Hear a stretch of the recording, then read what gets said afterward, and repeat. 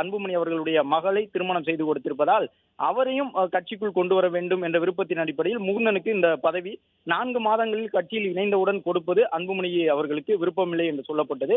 அதன் அடிப்படையில் தான் இந்த பிளவு ஏற்பட்டிருந்தது. தற்பொழுது இருவரும் பேசி சமரசமாக ஒரு தீர்வை எட்டி இருக்கின்றார்கள். பாமகவினருடைய பொருளாளர் உள்ளிட்டவர்கள் எல்லாம் அங்கு அமர்ந்திருக்கக்கூடிய காட்சியில பார்க்கிறோம். திலகபாமா வழக்கறிஞர் அணியினுடைய வழக்கறிஞர் கே பாலு உள்ளிட்டவர்கள் இந்த சந்திப்பின் பொழுது கூட நாம் பார்க்கக்கூடிய வகையிலே அன்புமணி அவர்களும் ராமதாஸ் அவர்களும் ஒருவரை ஒருவர் முகம் பார்த்து நேரடியாக பேசிக் கொள்ளவில்லை. இருவருக்கும் இடையிலே அந்த ஒரு ஒரு மனக்கசப்பு இருக்கக்கூடிய வகையில் இருந்தாலும் கூட இந்த சமாதானத்திற்கு இருவரும் ஒப்புக்கொண்டிருக்கின்றார்கள்.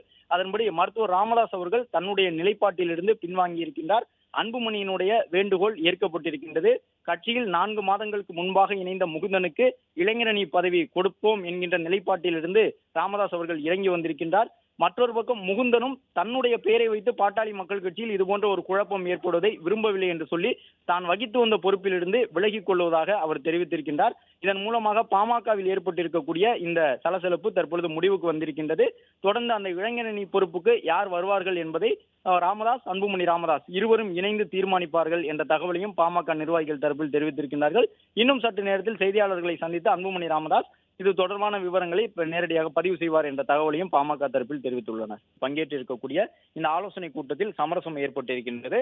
அது மட்டுமல்லாமல் கடந்த ஒரு 2 நாட்களாக நடைபெற்று வரக்கூடிய பாமகவின் இந்த அதிகார நிலையிலான கருத்து மோதல்களுக்கு உடனடியாக முற்றுப்புள்ளி வைக்க வேண்டும் என்கின்ற ஒரு வேண்டுகோளையும் அங்கிருக்கக்கூடிய நிர்வாகிகள் எழுந்து மருத்துவர் ராமதாஸ் அவர்களுக்கு முன்பாக வைத்திருக்கின்றார்கள்.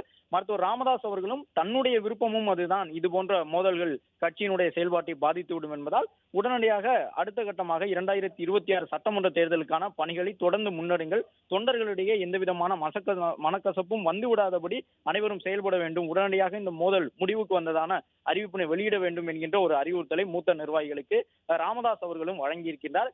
என்றாலும் கூட இந்த சந்திப்பை நாம் தொடர்ச்சியாக பார்த்து வருகின்றோம். அன்புமணி, ராமதாஸ் இருவருமே ஒருவர் நேரில் முகம் பார்த்துக் கொள்ளாத வகையில் அருகருகே அமர்ந்திருக்கின்றார்கள். ஆனால் அன்புமணி அவர்கள் உள்ளே சென்றவுடன் ராமதாஸ் அவர்கள் எழுந்து அவரை வரவேற்பார் என்று எதிர்பார்க்கப்பட்டது. ஆனால் அதுபோன்ற எந்த ஒரு சம்பிரதாயமும் நடைபெறவில்லை. இருவருமே ஒரு சற்று இறுக்கமான முகத்தோடு தான் அமர்ந்திருக்கின்றார்கள். ஒருவரை ஒருவர் நேரடியாக முகம் பார்த்துக் கொள்ளவில்லை, கைகுலுக்கிக் கொள்ளவில்லை. முகமலர்ச்சியோடு பேசிக் கொள்வார்கள் என்று மூத்த நிர்வாகிகள் எதிர்பார்த்திருந்தார்கள். ஆனால் சற்று அவருக்கு மருத்துவர் ராமதாஸ் அவர்களுக்கு இந்த நடைபெற்று முடிந்திருக்கக்கூடிய சம்பவங்களால் சற்று மனக்கஷ்டம் இருந்ததன் காரணமாக அவர் அதை வெளிப்படுத்திக் கொள்ளவில்லை என்று சொல்லப்படுகின்றது. என்றாலும் பாமகவில் ஏற்பட்டிருந்த இந்த மோதல் 2 நாட்களுக்குள் முடிவுக்கு கொண்டு வரப்பட்டிருக்கின்றது. இளைஞரணி தலைவராக அடுத்து யாரை நியமிப்பது என்பது தொடர்பாக ஒன்று கூடி பேசி முடிவெடுத்துக் கொள்ளலாம் என்கின்ற ஒரு நிலைப்பாட்டிற்கும் வந்திருக்கின்றார்கள். உடனடியாக இளைஞரணி தலைவரை நியமிக்க வேண்டும் என்று எந்த ஒரு அவசியமும் கிடையாது என்று சொல்லியிருக்கின்றார்கள். ஏனென்றால் ஏற்கனவே இளைஞரணி தலைவராக ஜி.கே. மணியினுடைய மகன் தமிழ்குமரன் நியமனம் செய்யப்பட்டார். உடனடியாக அந்த அறிவிப்பினை திரும்ப பெற வைத்தார் அன்புமணி ராமதாஸ். தமிழ்குமரன் வேண்டாம், வேறு ஒருவரை நியமனம் செய்து கொள்வோம், இளைஞரணி என்பது முக்கியமான பொறுப்பு, மாநில தலைவர் அன்புமணி ஒரு இடத்திற்கு செல்ல முடியவில்லை என்றால் உடனடியாக அந்த இடத்திற்கு இளைஞரணி தலைவர் செல்ல வேண்டும். எனவே முழு அளவில் 24 மணி நேரமும் கட்சி பணியில் இருக்கக்கூடியவரால் தான் உடனுக்குடன் களத்திற்கு சென்று பாமக தொண்டர்களுடைய நிகழ்வுகளில் பங்கேற்க முடியும் என்பதால் முழு அளவில் 24 மணி நேரமும் களத்தில் நிற்கக்கூடியவர்களுக்கு இளைஞரணி பொறுப்பை கொடுப்போம் என்று சொல்லித்தான் தான் வகித்து வந்த இளைஞரணி பொறுப்பு ஜி.கே. மணியினுடைய மகனுக்கு கொடுக்கப்பட்ட பிறகு அந்த பொறுப்பை அந்த பொறுப்பிலிருந்து விடுவித்து விட்டார் அன்புமணி ராமதாஸ். இந்த நிலையில் தொடர்ந்து அந்த பணியிடம் அந்த பொறுப்பு நிரப்பப்படாமலேயே இருக்கின்றது. எனவே அந்த பொறுப்பிற்கு யாரை கொண்டு வர வேண்டும் என்று அடுத்த கட்டமாக முடிவு செய்து கொள்வோம், இப்பொழுது உடனடியாக அறிவிப்பினை வெளியிட வேண்டாம் என்ற தகவலையும் சொல்லியிருக்கின்றார்கள். இன்னும் சற்று நேரத்தில் செய்தியாளர்களை சந்தித்து அது குறித்த அதிகாரப்பூர்வ தகவலை கூறுவோம் என்றும் கூறியிருக்கின்றார்கள். அதே நேரம் பாமக தொண்டர்கள் நிர்வாகிகளிடையே அன்புமணி மற்றும் ராமதாஸ் இடையே ஏற்பட்டிருக்கக்கூடிய இந்த கருத்து முரண்கள் ஒரு மிகப்பெரிய மனக்கசப்பை ஏற்படுத்தி இருக்கின்றன. 2 தரப்பிலுமே ஒரு பக்கம் மருத்துவர் ராமதாஸ் அவர்களுடைய கோரிக்கை ஏற்கப்பட வேண்டும் என்று சில மூத்த தலைவர்கள் நிர்வாகிகள் சொல்லுகின்றார்கள். ஆனால் கட்சியின் எதிர்காலம் என்பது இனிமேல் அன்புமணி ராமதாஸ் அவர்கள் தான். 2016 சட்டமன்ற தேர்தல் முதலே அன்புமணியை முன்னிறுத்திய ஒரு அரசியல் பயணமாகவே பாட்டாளி மக்கள் கட்சியில் இருக்கக்கூடிய இளைஞர்கள் செயல்பட்டு வருகின்றார்கள்.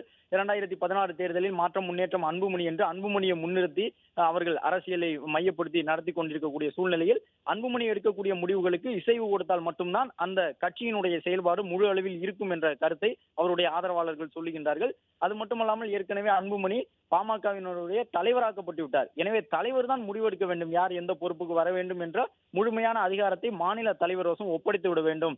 அன்புமணி தலைவராக்கப்பட்ட பிறகும் நிறுவனர் என்ற முறையில் மருத்துவர் ராமதாஸ் அவர்கள் மட்டுமே முடிவெடுப்பது சரியாக இருக்காது.